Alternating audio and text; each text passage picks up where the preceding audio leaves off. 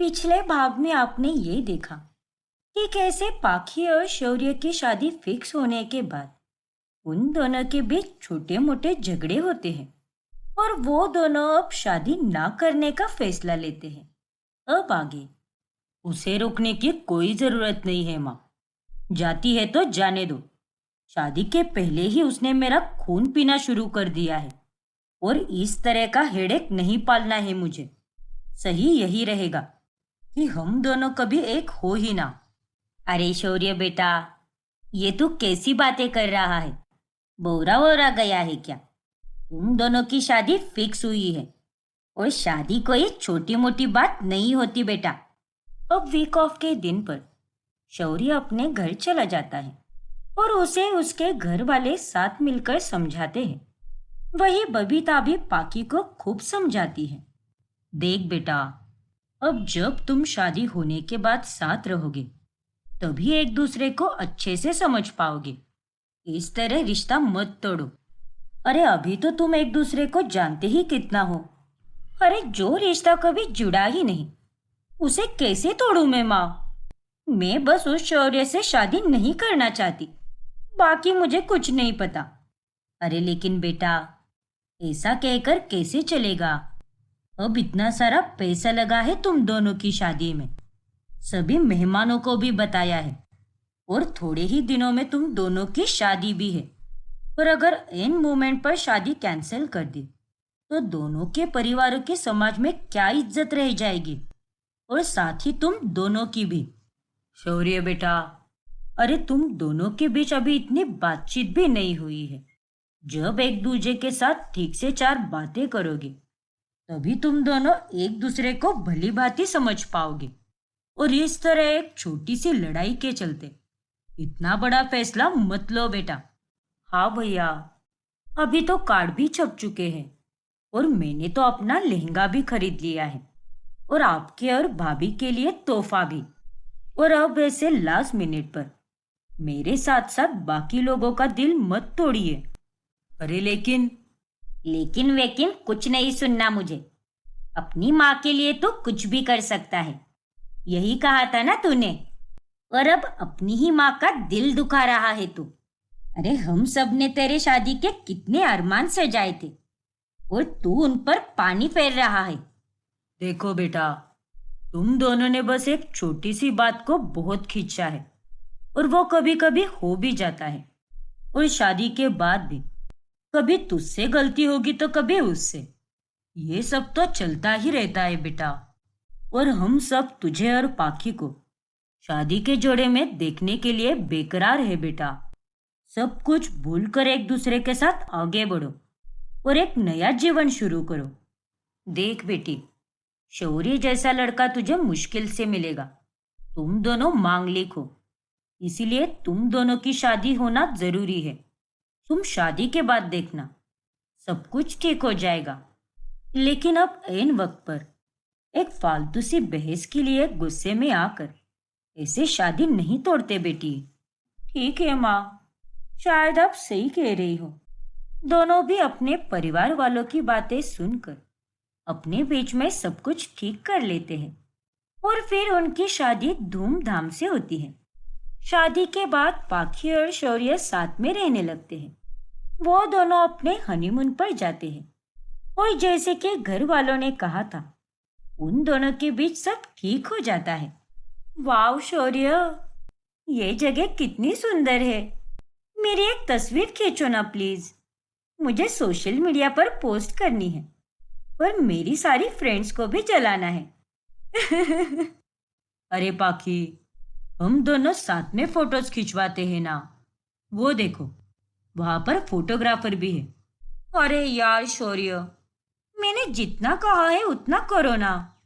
पहले मेरी 40-50 तस्वीरें खींचो, उसके बाद ही हम दोनों साथ में तस्वीर खींचेंगे। 40-50?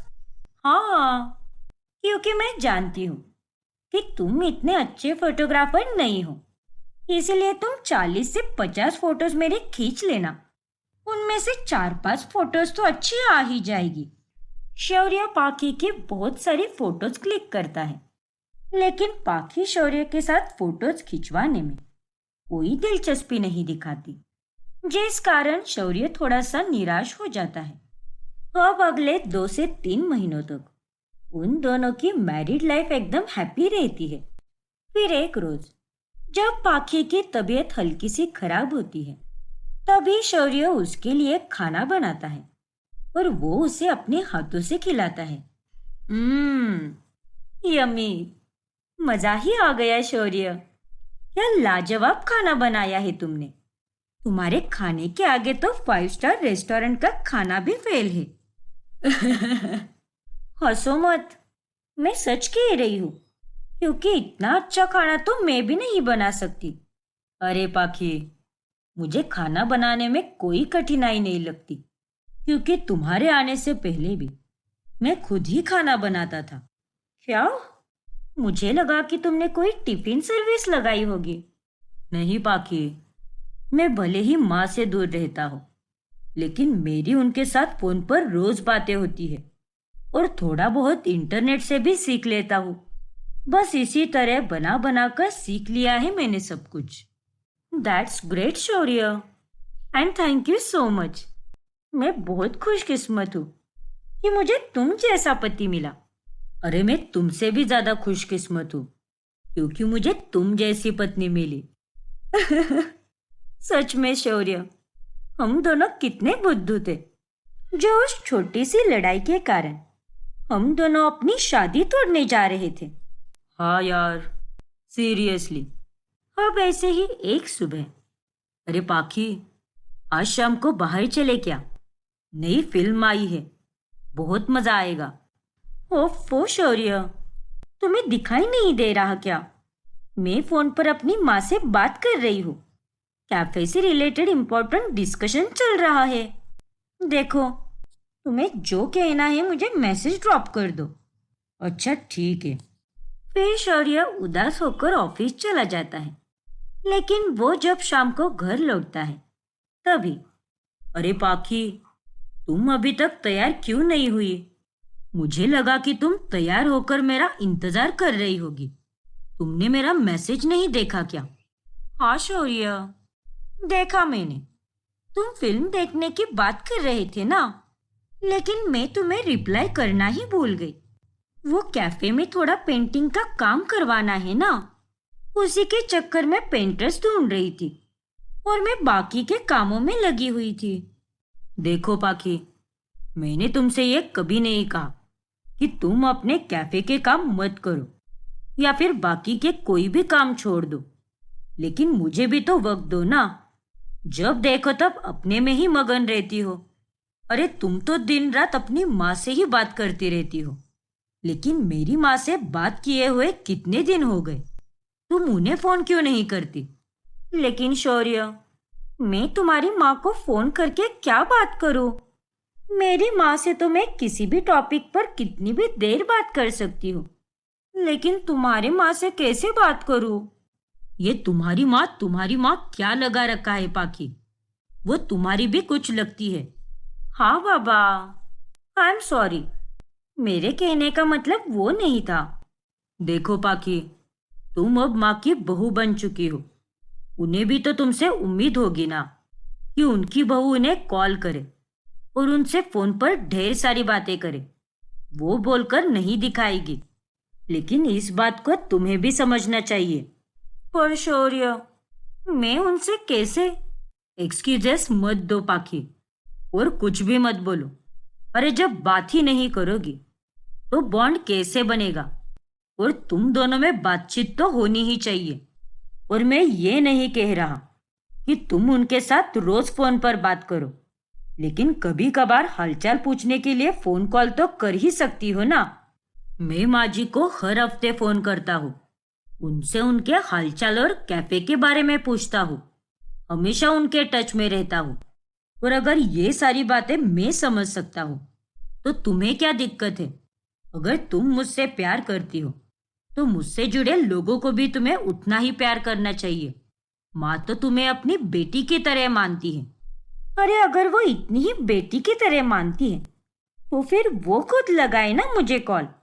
उनका तो अभी तक मुझे एक भी कॉल नहीं आया। हे भगवान, पाखी की बातें सुनकर शौर्य अब काफी ज्यादा इरिटेट होता है और उसे गुस्सा भी बहुत आता है। लेकिन वो उसे कुछ भी नहीं कहता और चुपचाप अपने कमरे में चला जाता है। फिर एक रोज, अरे पाखी, थोड़े दिनों बाद मेरी छुट्टियां शुरू होगी, फेस्टिवल भी आ रहा है और इसी बहाने क्यों ना हम घर वालों के पास जाकर कुछ दिन उनके साथ रहे। हम सब फार्म हाउस पर भी जाएंगे। वहां पर मेरे कजिन की 2 छोटी बेटियां भी आएंगी। उनके साथ मुझे वक्त बिताना बहुत अच्छा लगता है। बहुत क्यूट है वो दोनों। तुम देखना, तुम्हें भी वो दोनों बहुत पसंद आएगी। आई अंडरस्टैंड शौर्य, लेकिन बार बार वहां जाना सही नहीं लगता ना। अब पिछली बार तो मैंने तुम्हारी बात सुन ली थी, लेकिन अब फिर से। हम बार बार कहाँ जाते हैं पाखी? अरे शादी के पहले तो मैं महीने में 2 से 3 बार जाता था, लेकिन अब तो उतना होता भी नहीं है। और अब मौका भी है और दस्तूर भी। इसीलिए मैंने सोचा कि हमें घर पर जाना चाहिए, वही सही रहेगा। लेकिन छुट्टियों में बाहर जाने की क्या जरूरत है शौर्य? हम दोनों यहीं पर भी तो रह सकते हैं ना, और इसी बहाने साथ में थोड़ा वक्त भी बिता सकते हैं। ओफो पाखी, अरे इस घर में हम दोनों अकेले रहते हैं, 24 घंटे साथ रहते हैं, साथ ही वक्त बिताते हैं। तो फिर अब और तुम्हें क्या चाहिए? और कितना क्वालिटी टाइम चाहिए तुम्हें? नहीं शौर्य, हम दोनों इस घर में बस साथ रह रहे हैं, लेकिन तुम तो अपने काम में बिजी रहते हो और मैं भी अपने कैफे में बिजी रहती हूँ, और हम दोनों की लाइफ तो बस इनमें ही उलझी हुई है। इसीलिए काम को कुछ दिन भूलकर बस हम दोनों एक दूसरे के लिए टाइम निकाले। बस यही कह रही हूँ मैं। अरे बस करो यार, तुम तो बस हमेशा अपनी ही मनमानी करती हो और कुछ नहीं आता तुम्हें। शौर्य फिर से गुस्सा हो जाता है और थोड़े दिनों बाद शौर्य के घर वाले अचानक से उसके घर पर रहने चले आते हैं और उनको देखकर आखी के चेहरे पर 12 बज जाते हैं। ये सब क्या है शौर्य? अरे ये लोग बिना बताए कैसे आ सकते हैं? एटलीस्ट इन्हें हमें फोन करके बताना चाहिए था। अरे लेकिन ये सारी फॉर्मेलिटीज वो लोग क्यों करेंगे? ये उनके बेटे का घर है और ये उनकी मर्जी है कि वह जब चाहे आए और जब चाहे चले जाए। देखो शौर्य, पहले की बात अलग थी, लेकिन अब यहाँ पर मैं भी रहती हूँ और मैं कोई फ्री की नहीं बेटी हूँ। अब तुम ही बताओ, सब कुछ मैं कैसे मैनेज करूंगी? ओ कम ऑन पाखी, इतना ओवर रिएक्ट मत करो। तुम्हें कौन सा 100-200 लोगों का काम करना है?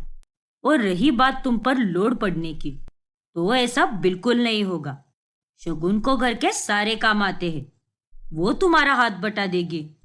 और माँ को भी खाली बैठने की आदत नहीं है, वो भी खाना बनाने में मदद कर देगी। मेरी फैमिली बहुत फ्रेंडली है पाखी, थोड़ा वक्त उनके साथ बिताओ, फिर तुम्हें समझ आएगा। अरे तुम्हें तो मेरी कुछ भी नहीं पड़ी। छोड़ो, अब उन्हें वापस तो नहीं भेज सकती ना मैं। झेलो अब। इतना कहकर पाखी वहां से मुंह बनाते हुए चली जाती है और वो अपने ससुराल वालों के साथ ठीक से पेश भी नहीं आती। माँ जी, पापा जी, मुझे ना आज अर्जेंटली बाहर गांव जाना है और उसके बाद कैफे में भी जाना है। वहां पर भी बहुत सारे काम पड़े हैं, इसीलिए मैं आज घर का कोई काम नहीं कर पाऊंगी। तो आप लोग खाना बना देना और थोड़ा बहुत सफाई का भी देख लेना। अरे लेकिन बहू, ऐसे अचानक से तुम क्यों जा रही हो? हाँ भाभी, बबीता आंटी संभाल लेगी ना सब कुछ।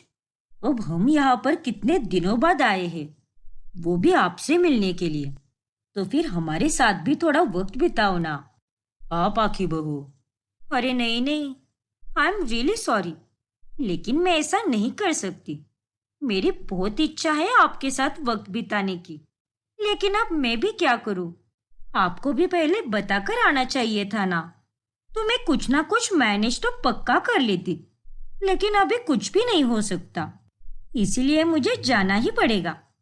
इतना कहकर पाखी वहां से चली जाती है और बाद में जब शौर्य किसी और से पता लगाता है तो उसे खबर मिलती है कि कैफे का कोई काम नहीं चल रहा और बस पाखी ने बहाना दिया है ताकि घर का सारा काम मनोरमा और शगुन पर आ जाए। अब ऐसे ही अगले 3 दिनों तक पाखी घर पर रुकने का नाम ही नहीं लेती और पाखी के इस बर्ताव के कारण मनोरमा और अरविंद उससे नाराज हो जाते हैं और वो अपने घर जाने का फैसला लेते हैं। क्या? लेकिन क्या हुआ माँ? आप लोग तो यहाँ पर रुकने वाले थे ना, तो फिर इतनी जल्दी क्यों जा रहे हो? माफ करना बेटा, लेकिन यहाँ पर हमारा दिल नहीं लग रहा और घर पर भी बहुत सारे काम पड़े हैं, इसीलिए हमें जाना होगा। हाँ बेटा, तू चिंता मत कर, हम जल्दी वापस आएंगे। बाय भैया।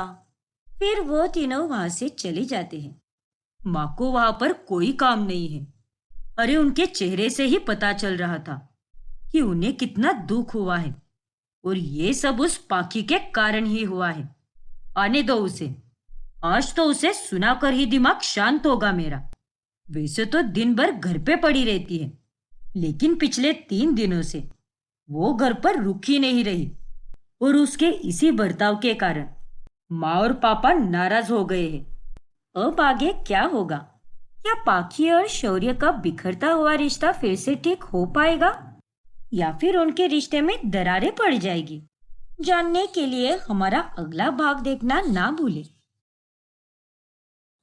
श्रेया अपनी जेठानी मोना, सास सुशीला, ससुर त्रिलोकी, जेठ अंकित और ननद चेतना के साथ रहती है। उसका पति धवल दूसरे शहर में नौकरी करता है, इसीलिए वो इनके साथ नहीं रहता। श्रेया की जेठानी स्वभाव से काफी सरल और खट्टी होती है। उसके मन में जो भी होता है वो उसे मुंह पे बोल देती है। वही श्रेया मीठे बोल बोलकर सबकी नजरों में अच्छा बनने की कोशिश करती है, लेकिन उसके मन में दुनिया भर का कपट भरा होता है। एक दिन, मोना बहू, श्रेया बहू, सारे पकवान ठीक से रेडी तो हो गए हैं ना? लड़के वाले आते ही होंगे। हाँ माँ जी, सब कुछ तैयार है, बस अब जल्दी से नाश्ते के लिए गर्मा गर्म समोसे तलने बाकी है। हाँ माँ जी, आप निश्चिंत रहिए और ऐसा समझिए कि आज हमारी चेतना का रिश्ता तो पक्का हो ही जाएगा। हाँ श्रेया बहू, भगवान करे ऐसा ही हो। ऐसा ही होगा माँ जी, क्योंकि बहुत ही अच्छे घर के लोग हैं वो। हमारी चेतना भी उनके साथ बहुत मजे से रहेगी। लेकिन माँ जी, मुझे ऐसा लगता है कि हम ये गलत कर रहे हैं, क्योंकि वो लड़का नशेड़ी है माँ जी। क्योंकि उस लड़के को मैंने और श्रेया ने एक दिन नुक्कड़ के पीछे की गली में नशा करते हुए देख लिया था। और तो और मैंने लोगों से सुना भी है कि वो कई बार हवालात की हवा भी खाकर आया है। अरे मोना भाभी, ये आप क्या कह रही हो? ऐसा तो कभी नहीं हुआ। और कब देखा था मैंने उसे? मुझे तो कुछ भी याद नहीं है। मोना, तेरे मुंह में तो हमेशा बुरी और खट्टी बातें ही निकलती है। अरे मेरी बेटी का घर अभी तक बसा भी नहीं है और उससे पहले ही तू उसे अपनी काली जुबान से उजाड़ना चाहती है। नालायक निकम्मी कही की। माँ जी, आप भाभी की बातों में मत आइए। लड़के वाले कितने अमीर हैं और सभी घर वाले बहुत अच्छे हैं। मुझे तो ऐसा लगता है कि भाभी को कोई गलतफहमी हुई होगी। तभी वहां पर ननद चेतना आती है। मोना भाभी, ये सब आप जलन के मारे कर रही हो ना? मैं अच्छे से जानती हूँ आपको कि आप कितनी बुरी हो। अरे आपको तो किसी टीवी शो में वैम्प का रोल करना चाहिए, क्योंकि असल में तो आप वही हो। आपसे मेरी खुशी बर्दाश्त नहीं होती। लेकिन चेतना, मैं भला तुमसे क्यों जलूं? अरे मैं तो तुम्हारी भलाई के लिए ही बोल रही हूँ। अरे अच्छे से जानते हैं हम तुम्हें कि तू कितनी भलाई चाहती है हमारी। सभी लोग मोना को ही गलत समझते हैं और चेतना और उस नशेड़ी लड़की का रिश्ता पक्का हो जाता है। फिर अगले दिन श्रेया अपनी माँ हंसा से गार्डन में मिलती है और घर के सारे किस्से बताती है। बहुत खूब श्रेया बिटिया, ऐसे ही चाशनी के जैसे मीठी बनकर अपने घर वालों को तेरे जेठानी के खिलाफ कर दे, जिसके बाद सभी घर वाले तेरे इशारे पर नाचेंगे और तू ही घर की मुखिया हो जाएगी। हाँ माँ, मैं आपकी बात पूरी तरह से समझ गई। वैसे मेरी जेठानी तो मुंह से ही खट्टी है, लेकिन दिल से वो सबके लिए अच्छा सोचती है और जो भी बोलती है सही बोलती है। वो लड़का सच में नशेड़ी है, लेकिन मैं तो बस ये चाहती हूँ कि मेरी वो कुंवारी ननद जल्द से जल्द चली जाए, ताकि मेरा काम और घर का एक सदस्य कम हो जाए। वेरी वेरी गुड बिटिया रानी, ऐसे ही चालाकी से सब कुछ हड़प ले बेटा, वरना ये दुनिया तुझे नोच खा जाएगी। हाँ माँ, मैं आपकी सारी बातों को ध्यान में रखने की पूरी कोशिश करूंगी। फिर एक दिन श्रेया अपने ससुर को ढेर सारा ऑयली और मीठा खाना देती है। ये लीजिए पापा जी, ये शाही टुकड़ा भी लीजिए, आपको ये बहुत पसंद है ना, इसीलिए मैंने बनाया है आपके लिए। और ये मटर की कचौरियाँ भी, इन्हें लाल और हरी चटनी के साथ खाइए। हे भगवान, श्रेया तुम ये सब क्या कर रही हो? पापा जी, आप ये सब मत खाइए। इतना तला भुना और मीठा खाना आपकी सेहत के लिए हानिकारक हो सकता है। लेकिन भाभी, पापा जी को कोई बीमारी भी नहीं है, ना ही ये कोई दवाई भी खाते हैं, और इस उम्र में भी इनकी सेहत एकदम फर्स्ट क्लास है। और उसके बावजूद भी आप इन पर ये जुल्म क्यों कर रही हो? ऐसा मत कीजिए ना भाभी। मैंने स्पेशली पापा जी के लिए कितने प्यार से ये पकवान बनाए हैं, वो भी पूरे दिल से बनाए हैं। अरे ओ नासपीटी, खुद तो कभी कुछ बनाएगी नहीं अपने ससुर के लिए, लेकिन अपनी मेहनती और गुणवान देवरानी को जरूर रोकेगी। देखिए माँ जी, अगर पापा जी की सेहत इस उम्र में भी अच्छी है, इसका मतलब ये तो नहीं ना कि हम उसका गलत फायदा उठाएं। अगर इन्हें कुछ खाना ही है तो इतना भी नहीं खाए ना इसे। भगवान ना करे कि ये सब खाना खाकर इनकी तबीयत बिगड़ जाए। बड़ी बहू, अपनी गंदी जुबान बंद करो। अरे तुम्हारा मुंह है या गटार, जब देखो तब गंदी बकती रहती हो। कभी तो शुभ शुभ बोल दिया करो। मुझे तो समझ में ही नहीं आता कि मोना भाभी के मन में सबके लिए इतनी खटास क्यों भरी है। अरे हम सब आपके अपने ही है ना, कोई दुश्मन देश के वासी है क्या जो आप हमसे ऐसा बर्ताव करती हो? देखो चेतना, मैं भी आप सबको अपना मानकर ही ये सब कहती हूँ।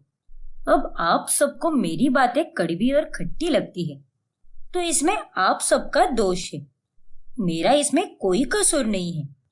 अब जाइए, जो करना है कीजिए, मुझे क्या, मैंने तो सबके अच्छे के लिए ही बोला था, लेकिन आप लोगों को तो मेरी कोई बात पचती ही नहीं है। हाँ हाँ, चल फुट यहाँ से। और त्रिलोकी जी, आप खाना खाइए। फिर एक दिन, अंकित, तुम कब से एक ही कंपनी में एक ही पोजीशन पर हो? अरे ऐसे कब तक घिसते रहोगे? अपने करियर के ग्राफ में कोई बदलाव लाना है या नहीं तुम्हें? लेकिन मोना, मैं इस जॉब में बहुत खुश हूँ और मेरा अब इतने सालों का एक्सपीरियंस भी तो बन चुका है। मेरी सैलरी भी अच्छी खासी बढ़ चुकी है, तो फिर और मुझे क्या चाहिए? देखो अंकित, पैसा तो कैसे भी करके कमाया जा सकता है, बढ़ाया भी जा सकता है, लेकिन काम में कोई प्रोग्रेस भी तो होनी चाहिए ना। अब देवर जी को ही देख लीजिए, दूसरे शहर में बड़ी कंपनी में एम्प्लॉय से मैनेजर बन चुके हैं, लेकिन तुम अभी भी एक एम्प्लॉय ही हो। अरे अपनी पोस्ट भी बदलो अंकित, वरना यही घिसते रह जाओगे। लोगों के लिए ना सही, लेकिन खुद के लिए ये करो। मोना, तुम्हारा नाम ही निगेटिविटी होना चाहिए। अरे कभी तो कोई मीठी बात कर लिया करो। तुम खाने में दिन रात क्या करेले खाती हो क्या, जो तुम्हारे मन में इतनी कड़वाहट भरी होती है? अरे तुम्हें तो मुझे मोटिवेट करना चाहिए, लेकिन तुम तो बस डीमोटिवेट ही करती रहती हो।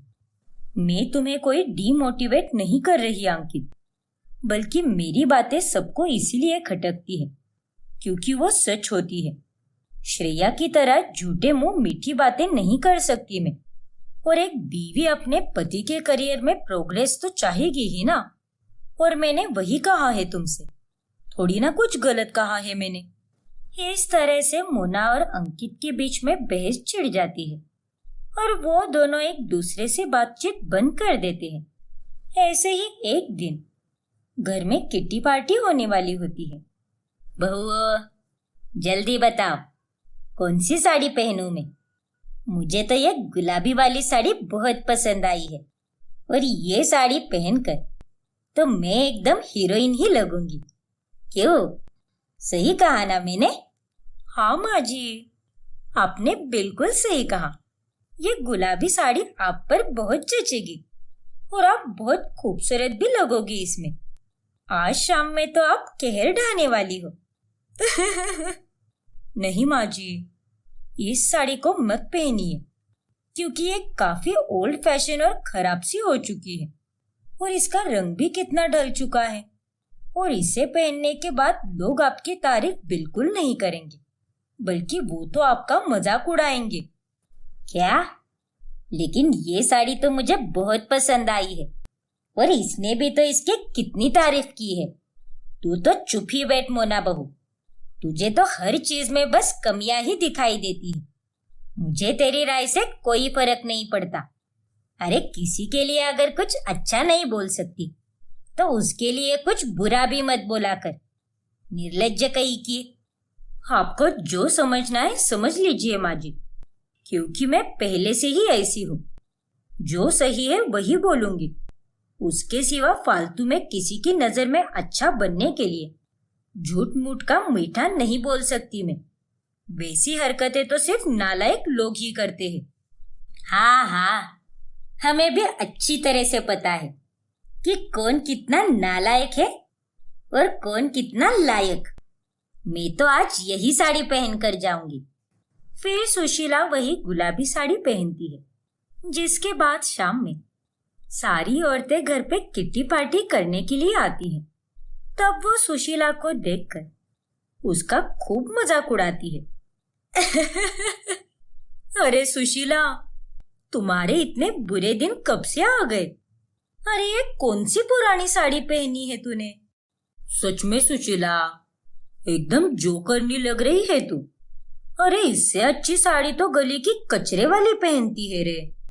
और नहीं तो क्या सुशीला, तू तो एकदम एंटीक पीस लग रही है।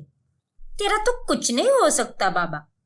अरे तेरे पास कोई अच्छी वाली साड़ी नहीं थी क्या, जो ये खटारा सी साड़ी पहनकर आ गई तू?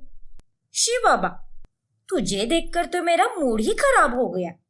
सबकी बातें सुनकर सुशीला को काफी बुरा लगता है और वो शर्मिंदा होकर अपना सर झुका लेती है। फिर औरतों के जाने के बाद वो काफी दुखी भी होती है। तभी वहां पर चेतना आती है और वो सुशीला और बाकी घर वालों को बताने लगती है, मुझे उस लड़के से शादी नहीं करनी है माँ, क्योंकि वो एक नशेड़ी आदमी है।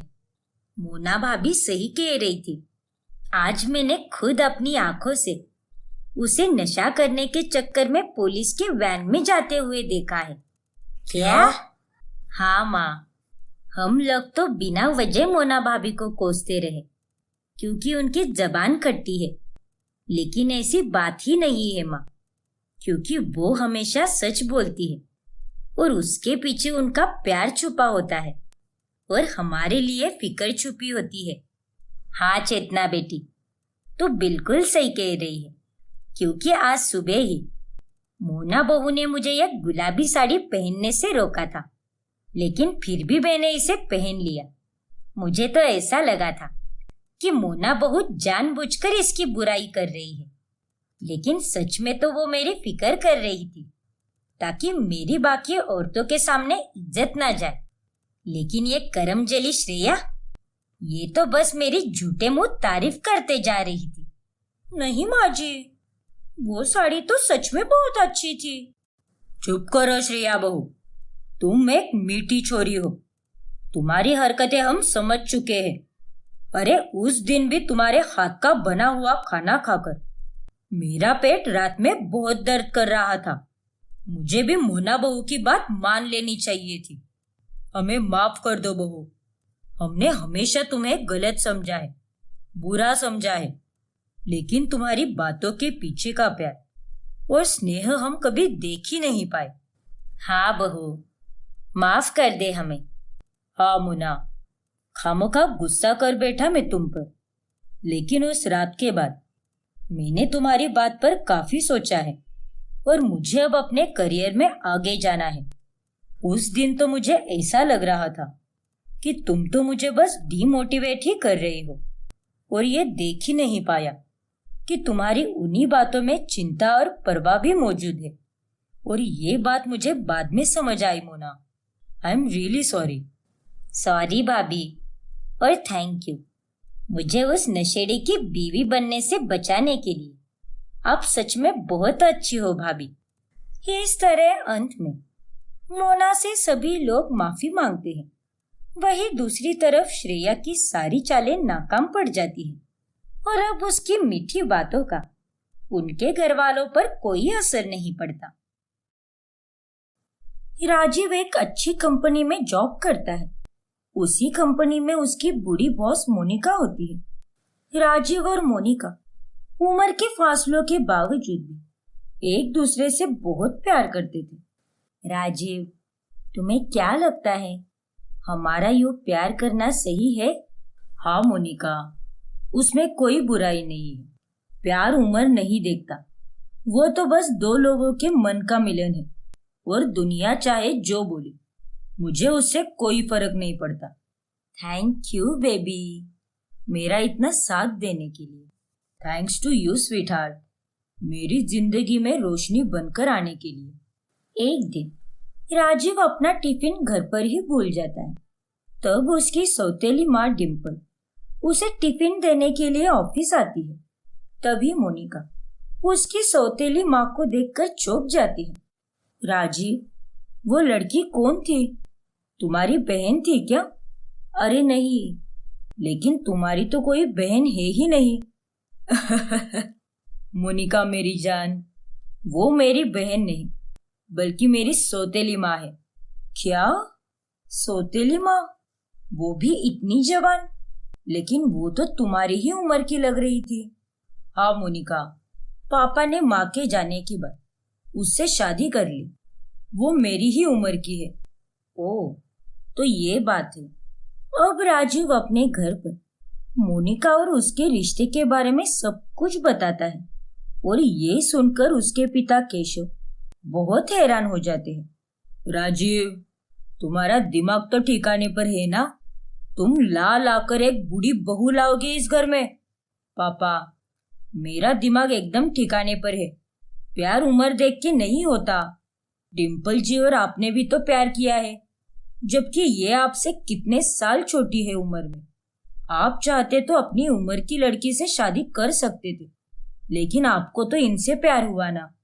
केशव, रहने दो ना। अब जब राजू मोनिका से प्यार करता ही है तो हमें उसके प्यार के दुश्मन नहीं बनना चाहिए। ठीक है, जैसा तुम चाहो। थैंक यू सो मच पापा। थैंक यू डिम्पल जी। और इस तरह राजीव और मोनिका दोनों उम्र के फासलों के बावजूद भी एक दूसरे से शादी कर लेते हैं और घर में अब एक जवान सास अपनी बूढ़ी बहू का स्वागत करती है। शुरू शुरू में तो डिम्पल इतना ध्यान नहीं देती, लेकिन थोड़ी दिनों बाद में वो देखती है कि मोनिका तो कुछ घर का काम ही नहीं करती। लो, आज भी ये महारानी ऑफिस से आकर सीधे सोने चली गई। अरे कंपनी चलाती है, इसका मतलब ये नहीं कि घर गृहस्थी अपने सास के भरोसे छोड़ जाए। क्या हुआ सासू माँ, आपने मुझे बुलाया? मोनिका, तुम्हें रत्ती भर की भी शर्म नहीं है। अरे माना कि तुम बूढ़ी हो, थक जाती हो, लेकिन इसका मतलब ये नहीं है कि तुम अपना सारा काम मेरे माथे मारकर मेरी जवानी का गलत फायदा उठा और सारा काम मुझसे ही करवा। क्या कहा? आपने मुझे बूढ़ी बोला? अरे बूढ़ी होगी आपकी सासू माँ। भूलो मत, मैं आपकी बहू हूँ और आप मेरी सास। अरे ओ बंदरिया, अपनी शक्ल देख आईने में। भूतनी कही की, खुद को समझती क्या है तू? सासू माँ, अब आप अपनी लिमिट क्रॉस कर रही हो। अरे क्या बूढ़ी बूढ़ी लगा रखा है। मैं एक हॉट एंड ब्यूटीफुल औरत हूँ, समझी आप? और रही बात मेरे बुढ़ापे की, तो बूढ़ी होकर भी मेरा एक हैंडसम और जवान पति है। आपने क्या उखाड़ लिया जवान होकर? आपका पति यानी ससुर जी तो मेरे से भी ज्यादा बूढ़े हैं। चुप हो जा। अरे मैं नेचुरली खूबसूरत हूँ, तुम्हारे जैसे दुनिया भर का मेकअप नहीं थोपती मैं। सासू माँ, बस आप मेरी सास हो, इसीलिए आपका लिहाज रख रही हो। अरे चुप रहे तू, आई बड़ी। अगर तू खुद को जवान और खूबसूरत मानती है तो हो जाए मुकाबला। हम एक्सरसाइज करेंगे और जो जितनी फुर्ती से करेगा और ज्यादा देर तक करेगा वो ही कहलाएगा जवान और खूबसूरत। हाँ हाँ ठीक है, डरती हूँ क्या मैं? करूंगी मैं ये मुकाबला। फिर दोनों एक्सरसाइज करती है, जिसके बाद बूढ़ी मोनिका पहले ही थक जाती है। हाँ, थक गई बाबा मैं तो। हाँ, अब तो मान जाओ कि तुम बूढ़ी हो और तुम्हारे मानने ना मानने से तुम जवान नहीं हो जाओगी। आई बड़ी मुझे टक्कर देने वाली, बुढ़िया कही की। मोनिका को डिम्पल पर बहुत गुस्सा आता है। फिर वो अपने पति के पास जाती है। राजीव, तुम्हारी जवान माँ मेरा बहुत दिमाग खराब कर रही है, उसे जरा कंट्रोल में रखो। तुम दोनों की उम्र तो सेम ही है, कुछ समझाया करो उसे। पागल कही की, तुम दोनों एक ही उम्र के होने के बावजूद भी तुम्हारी और उसकी सोच में जमीन आसमान का फर्क है। ठीक है सोना, मैं समझा दूंगा डिम्पल जी को। तुम चिंता मत करो और खुश रहो, मैं हूं ना तुम्हारे साथ। Yes Rajiv baby. डिम्पल पहले से ही अनाथ होती है। एक दिन जब उसकी सहेली घर पर आती है तब वो मोनिका को देखकर चौंक जाती है। अरे डिम्पल, तूने तो कहा था कि तेरी माँ इस दुनिया में है ही नहीं, तो ये बूढ़ी औरत कौन है? अरे रूबीना, ये मेरा घर नहीं है, मेरा ससुराल है और ये बूढ़ी औरत मेरी बहू है। बहू? वो भी इतनी बूढ़ी? अब क्या करे, जैसे तुम्हारे जीजू को मैं पसंद आ गई, वैसे ही मेरे सौतेले बेटे को ये पसंद आ गई। सही है बहन, सही है। डिम्पल उन दोनों को गुस्से लुक देकर वहां से ऑफिस निकल जाती है। फिर एक दिन राजू मोनिका के लिए एक हार लाता है। तब उसे देख डिम्पल कहती है, अरे राजू बेटा, ये नेकलेस तूने मोनिका के लिए क्यों लाया है? एक काम कर, ये तू मुझे दे दे, ये मुझ पर ज्यादा अच्छा लगेगा। मैं जवान और सुंदर हूं ना, और ये ठहरी बूढ़ी और थोड़ी सी फैली हुई भी है। क्या कहा सासू माँ? आपके कहने का मतलब क्या है? अरे कुछ भी तो नहीं बाबा, तुम खामखा चिढ़ो मत। इतना कहकर डिम्पल वो नेकलेस अपने साथ लेकर जाती है। फिर एक दिन मोनिका और राजीव दोनों हनीमून के लिए चले जाते हैं। देखो केशव, राजीव और मोनिका तो हनीमून के लिए चले भी गए और एक तुम हो जो मुझे कहीं घुमाने भी नहीं ले जाते। ओफो डिम्पल, तुम उदास क्यों होती हो? वो दोनों गए तो हम भी चले जाएंगे, उसमें कौन सी बड़ी बात है। चुप रहो तुम केशव, वो मोनिका को देखो, इस उम्र में भी उसमें कितना जोश है, और तुम्हारी तो थोड़े ही टाइम में टाई फिश हो जाती है। ठीक है, अगर यही बात है तो मैं तुम्हें अगली बार से शिकायत का मौका नहीं दूंगा। ठीक है बेबी। मौके और दस्तूर का फायदा उठाते हुए केशव डिम्पल के लिए पूरी रूम सजाता है और वो दोनों घर पर ही एक रोमांटिक नाइट स्पेंड करते हैं। फिर एक महीने बाद डिम्पल गर्भवती हो जाती है और ये बात सुनकर सभी बहुत खुश हो जाते हैं। क्या बात है माजी पापा जी, हनीमून पर तो मैं और राजीव गए थे, लेकिन लगता है कि आप दोनों ने अपना हनीमून तो यही घर पर ही मना लिया। क्या तुम भी मोनिका बहू? फिर एक दिन गली की औरतें डिम्पल को बधाई देने घर पर आती है।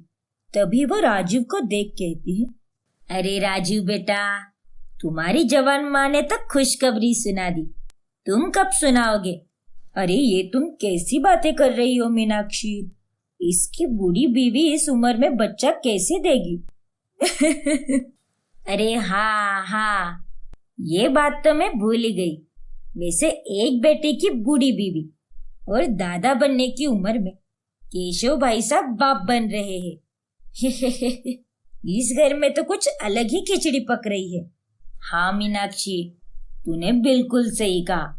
दोनों औरतों की बातें सुनकर मोनिका को बहुत बुरा लगता है।